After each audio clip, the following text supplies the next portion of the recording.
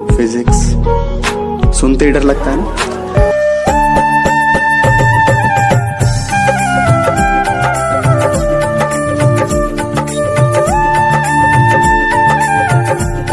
नमस्ते छात्रों, आज हम कक्षा 11 विषय भौतिक विज्ञान में आपका जो चैप्टर है सरल रेखा में गति यानी motion in a straight line, इसको स्टार्ट करते हैं।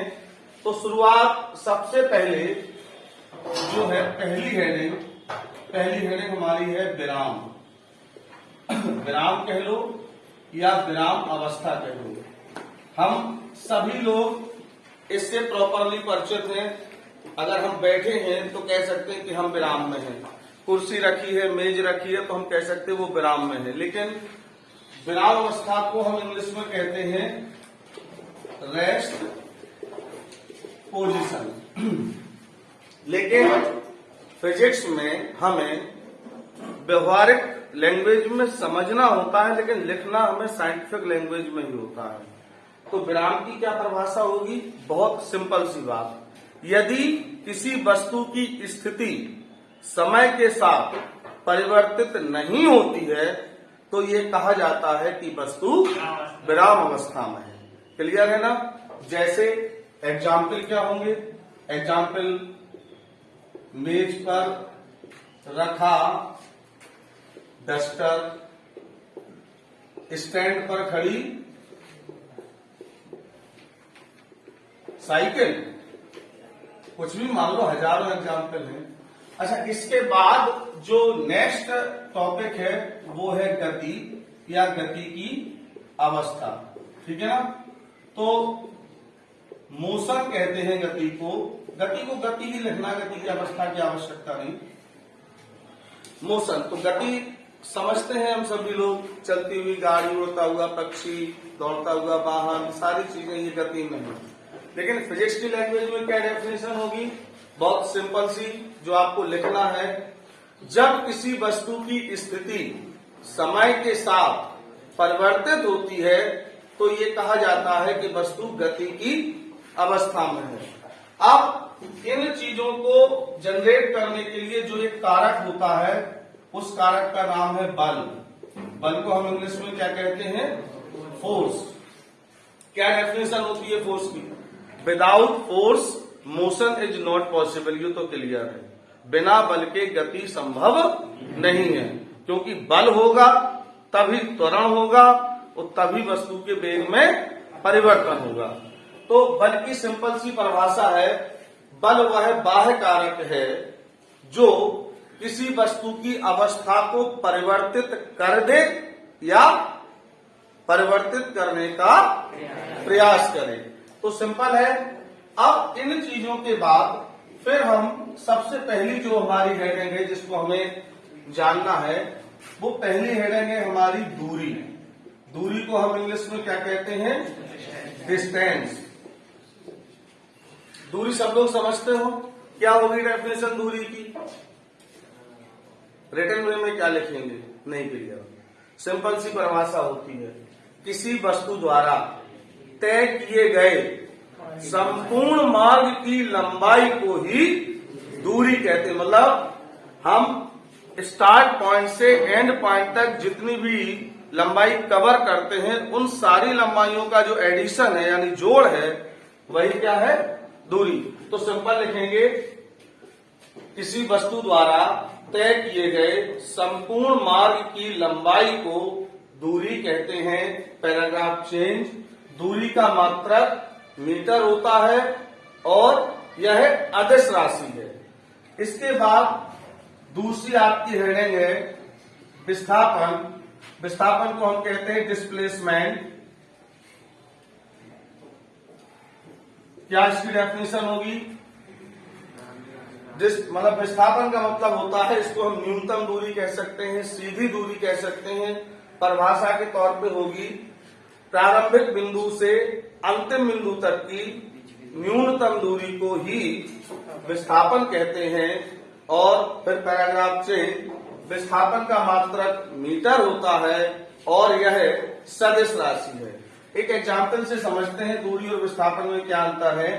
दूरी और विस्थापन में जैसे ये ए स्टार्टिंग पॉइंट है, बी एंड पॉइंट है, हम ऐसे गए, फिर हम ऐसे गए, उसके बाद हम ऐसे गए, फिर ऐसे और फिर ऐसे, तो दूरी हमारी ये प्लस ये प्लस ये प्लस ये और प्लस ये सबको जब ऐड करेंगे तो दूरी एक बिंदु से दूसरे बिंदु तक की दूरी बदल सकती है, ठीक है ना। लेकिन विस्थापन का मतलब होता है स्टार्टिंग पॉइंट से एंड पॉइंट तक की सीधी दूरी जो डायरेक्ट मिलाते हैं। तो ये ऊपर का पूरा मार्ग दूरी में आएगा और नीचे का पूरा मार्ग विस्थापन में आएगा। क्लियर है ना। मात्रक दोनों के मीटर होते हैं, दूरी आपकी अदिश राशि है और विस्थापन आपकी सदिश राशि है। तो छात्रों अब हम देखते हैं एक क्वेश्चन जिसमें दूरी और विस्थापन को काउंट करना है हमें। क्वेश्चन हमारा इस प्रकार से है, एक कण 10 सेंटीमीटर त्रिज्या के वृत्त में चक्कर लगा रहा है, तो कण का विस्थापन और कण द्वारा चली गई दूरी ज्ञात कीजिए 4 स्टेप में। नंबर 1, जब कण आधा चक्कर पूरा कर लेता है। नंबर 2, जब कण एक चक्कर पूरा कर लेता है। नंबर 3, जब कण चौथाई चक्कर पूरा कर लेता है। ठीक है ना। तो इस सवाल को हमें सॉल्व करना, और ये सवाल ऐसा है कि इंपॉर्टेंट के साथ साथ इससे दूरी और विस्थापन का बिल्कुल ही एकदम स्पष्ट क्लियरेंस हो जाएगा कि दोनों का मीन्स क्या होता है। तो चलो हम सॉल्यूशन पे आते हैं। सॉल्यूशन हमारा सबसे पहले वृत्त बनाना अनिवार्य है। वृत्त की त्रिज्या कितनी है? 10 सेंटीमीटर। ठीक है ना। अब इन्होंने क्या कहा है कि पहला स्टेप कहता है आधा चक्कर। जब ये आधा चक्कर लगाएगा तो आधा चक्कर में यहां से लेकर यहां तक ये पहुंचेगा। ठीक है ना। आधे चक्कर में दूरी वो इस तरीके से कहाँ आएगा तो दूरी कवर करेगा परिधि पे, लेकिन आधे चक्कर में आधी ही परिधि कवर कर पाएगा। तो जो दूरी होगी पूरी परिधि वृत्त की होती है 2 पाई आर, लेकिन इसने आधी ही चक्कर पूरा किया तो कितना हो जाएगा? Pi into R. Value put up करते हैं। पाई की वैल्यू 3.14 गुणित आर का मान 10, तो ये हो गया 31.4। और सुनो, त्रिज्या सेंटीमीटर में है तो दूरी भी किसमें निकल के आएगी? सेंटीमीटर में। तो एक आंसर हो गया। अब विस्थापन देखते हैं। तो विस्थापन आधा चक्कर में वस्तु ए से लेकर मान के चलो यहां बी पे आ गई, तो अब ए से बी तक की सीधी दूरी तो इसके व्यास के बराबर होगी कि नहीं? डायरेक्ट डिस्टेंस है वही विस्थापन होगी, तो काय के बराबर होगी? व्यास के बराबर। तो व्यास कितना होता है? 2 इंटू आर, त्रिज्या का 2 गुना। तो कितना हो जाएगा विस्थापन आपका? 2 गुणित 10 यानी 20 सेंटीमीटर। एक पोर्शन कंप्लीट। अब इन्होंने क्या कहा? एक पूरा चक्कर, फुल चक्कर।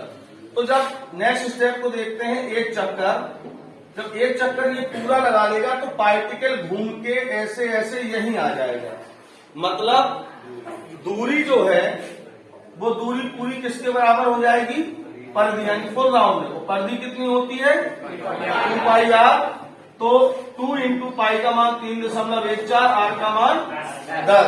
3.14 का दोगुना 6.28, तो 10 का गुणा हो जाएगा तो 1 दशमलव मूव कर जाएगा, तो कितना आएगा?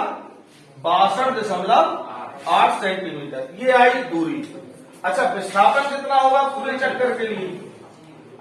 तो विस्थापन के लिए यहां से चले और लौट के वहीं आ गए, स्टार्ट पॉइंट और एंड पॉइंट सेम है, तो फिर विस्थापन हमारा 0। क्लियर है ना। अब आते हैं थर्ड स्टेप पे। जब 1/4 डिस्टेंस ये कवर करता है, मतलब कण महोदय हमारे यहां से चले और कहां पहुंच गए? इस पॉइंट, आधे से आधे, तो चौथाई पे। तो सबसे पहले निकालते हैं दूरी। तो दूरी जो होगी वो आपकी परिधि, आधी परिधि पाई आर होती है और उसका भी आधा है, तो क्या हो जाएगा? पाई आर बटे 2। 4 नहीं होगा, 2 2 होगा। अगर 2 पाई आर पूरे को करते हो तो 4, तब भी पाई आर बटे 2 आना है। तो पाई आर बटे 2, पाई का मान 3.14, आर का मान 10/2। जब हम इसमें भाग देंगे तो 31.4 हुआ ना ये, तो 31.4 में भाग देंगे 2 1 कम 2, 1 बचा 11 हो गए, 2 पंचे 10, फिर 1 बचा, दशमलव लग गया 4 हो गए, 15.7 सेंटीमीटर ये हुई दूरी। अब आओ विस्थापन। आप में से कोई बता सकता है विस्थापन कितना होगा? 10 सेंटीमीटर। वेरी गुड जी। विस्थापन मैंने क्या कहा था? Start point two and point direct distance. तो डायरेक्ट डिस्टेंस ना ये है ना ये है, डायरेक्ट डिस्टेंस ये है, समझ गए? और ये जब हम कवर करेंगे तो ये भी त्रिज्या है 10 सेंटीमीटर, ये भी त्रिज्या है 10 सेंटीमीटर, मुझे ये निकालना है। तो ये आधार मानेंगे, ये लंब मानेंगे, तो इसमें हम लगाएंगे पाइथागोरस प्रमेय। तो लिखेंगे पाइथागोरस प्रमेय से विस्थापन जो होगा, विस्थापन आपका अंडर रूट इसका वर्ग प्लस इसका वर्ग, तो 10 का वर्ग प्लस 10 का वर्ग यानी 100 प्लस 100 बराबर अंडर रूट 200। तो 10 अंडर रूट 2 और अंडर रूट 2 का मान होता है 1.414। तो इसकी वैल्यू रखेंगे 1.414 इंटू 10 यानी 14.14 सेंटीमीटर। ठीक है ना? आज के लिए इतना ही। Thank you.